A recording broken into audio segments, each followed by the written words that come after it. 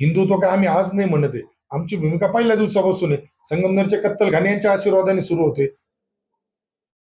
कितीतरी सांगता येईल. लव जिहाद यांच्या आशीर्वादाने संगमनेर तालुक्यात सुरू होत होते. हिंदूंवर हमले यांच्या कार्यकाळात झाले. पोलिसांवर हमले झाले तुमच्या माध्यमांनी दाखवलेले. काय झालं त्यावेळेस? कोणाच्या कार्यकाळात झाले? मंत्री असताना पोलिसांवर हमले झाले. साहेब आमच्या कार्यकाळामध्ये होणार नाही. आम्हाला काम करताना आज मुस्लिम समाजाचे लोक माझ्याकडे विश्वासाने येत्या, आज ते मान्य करत्या, हमको बहकाया, इन लोगों ने हमारा वापर किया.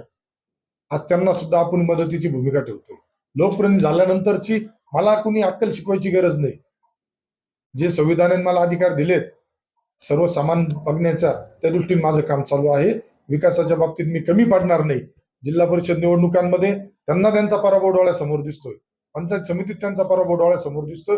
म्हणून ती केविलवाणी धडपड, मग त्या महाराजांच्या याच्यात आडवं या, त्यांना विरोध करा, मग उद्या काहीतरी वेगळं होईल, त्याच्यातून परत काहीतरी वेगळं तापू आपण आणि राजकारण करून रस्त्यावर येऊ, हाच एक प्रयत्न सुरू आहे.